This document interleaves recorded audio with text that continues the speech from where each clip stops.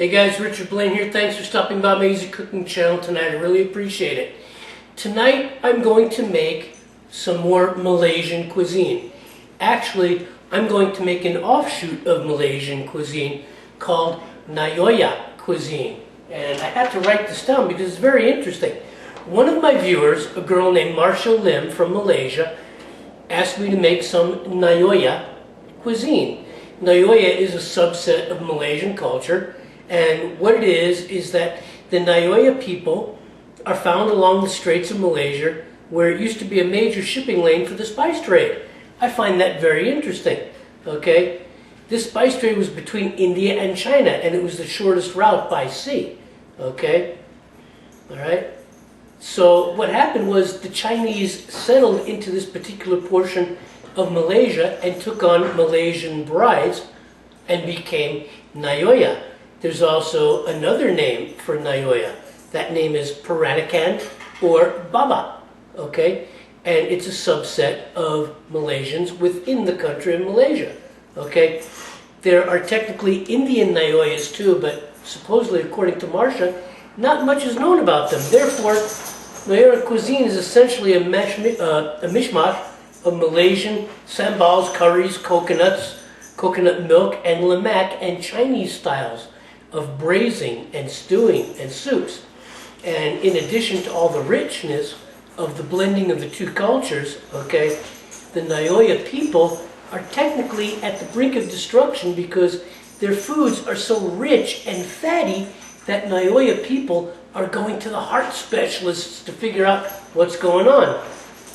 Okay, they exist throughout small pockets in Penang, Malacca, and Singapore. And their recipes will vary, obviously region to region, just like anything else. You could say that somebody will cook a dish in a Singaporean style, and some will cook a dish in a Penang style. Well, tonight I'm going to cook a dish called ayam pong teh, okay? Ayam pong teh. And it's a rather simple dish. It is Nyonya chicken and potato stew. Okay, every culture makes chicken and potato stew, and the Italians, the Americans, the English, but this is going to be Nyonya style, okay? A very small subset of the Malaysian culture. So I want you to stick around. Let's get going as with usual with YouTube. More than 15 minutes. I'll see you on the other side. Okay, first things first. Into some peanut oil, I'm going to load some shallots, some garlic, and some ginger. Okay. Now, ginger is not standard in this recipe. Okay. Ginger is not standard in this particular recipe, and that's because I'm interpreting the recipe my way. But what we have here is ginger, garlic, and shallot. Okay. And I'm going to saute this until it's lightly brown and translucent. And then we're going to move on to the next step. Okay, the onions, garlic, the shallots actually, garlic and ginger are sauteing. I'm going to add a little bit of salt, a little bit of black pepper, flavor layer. Always got to consider the flavor layer. Okay, there we go.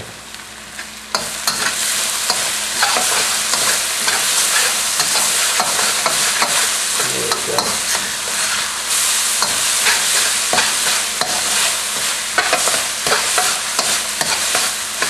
Okay, I'm going to saute this for another 2 or 3 minutes, get them translucent, lightly brown, and we're going to move on. Okay. The shallots, the ginger, and the garlic have sweated down nicely. Now, I'm going to add some fermented soybean paste.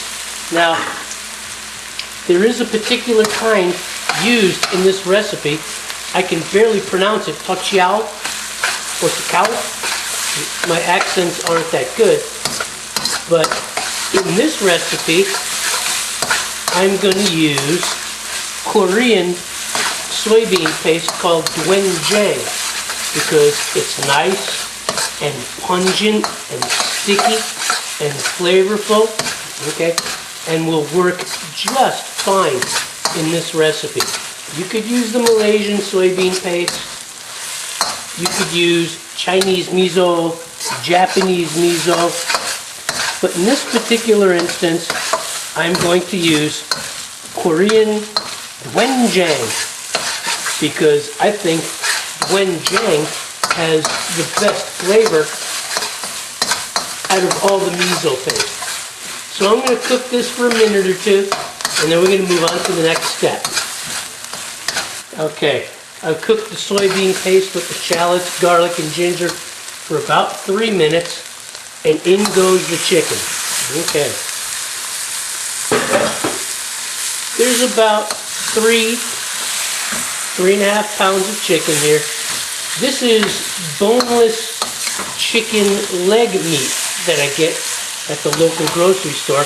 This isn't thighs, okay? This is boneless leg meat, and I love it, okay? I get it at the local Mexican supermarket.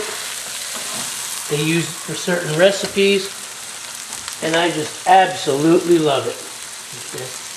So I'm going to mix it in here and get this cooking for a couple of minutes, and then we're going to move on to the next step. Oh God, it's beginning to smell fantastic in here. Oh my God. Okay, I've been cooking this chicken now for about 5 minutes, okay?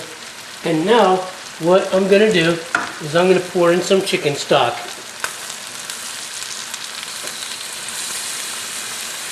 About a cup, okay, about a cup, okay. And I'm going to loosen this up from the bottom. There we go. Oh yeah, really nice, really nice. Get that stock in there at the bottom. It is starting to smell so delicious in here. It's ridiculous. Now I'm going to bring this up to a boil. Actually, I'm going to add a little bit more. About 2 cups. About 2 cups. Okay? I'm going to bring it to a boil. It's basically at a boil right now. I just want to turn the chicken. Oh God. This smells so good, it's crazy. Okay. I want to turn the chicken. There we go. There we go. Get this to a boil. And it's basically at a boil right now. Okay. And then I'm going to reduce it to a simmer, and I'm going to let this go for about 5 minutes before we move on to the next step. Okay, it's been about 5 minutes and the chicken is simmering in this lovely stew. Okay, now what I'm going to do is add some sugar. Usually it would be palm sugar or brown sugar. But in this case, I'm going to use about 2 tablespoons of molasses in place of the palm sugar or the brown sugar. I'm going to use the molasses, okay? This is going to help darken the stew and add a layer of sweetness. Delicious. Just delicious. Just mix that in there, okay? And then I'm going to add about a half a cup of regular soy sauce and a half a cup of sweet soy. Okay? And I'm going to bring this up. I'm going to bring this up to a boil, and then I'm going to reduce it to a simmer. Okay? So right now, flame on. Okay? Flame on. Turn the chicken. Oh my God. Oh my God, it smells so good in here. There we go. Turn some of that chicken. I'm going to get this to a boil and then to a simmer, and then we're going to move on to the next step. Okay, so I brought the chicken to a boil, and now I'm going to reduce it to a simmer, And I'm going to add something that is not characteristic of this recipe, but it's something that I think will add some wonderful aroma and flavor. And that is 2 star anise. Okay, that's all, just 2. 2 will make this wok smell just absolutely fabulous. Okay, so I'm going to bring this up to a boil. I'm going to add some more chicken stock, just enough to cover the dish. Okay, there we go. There we go. All right. There we go. I use an organic chicken stock paste that I get in the health food store. Okay. It's just enough to cover the chicken. The recipe actually calls for water, but I thought, man, come on. You're doing chicken. Forget the water. Use the chicken stock. So I'm going to bring this up to a boil, and then I'm going to reduce it to a simmer. So hang on tight.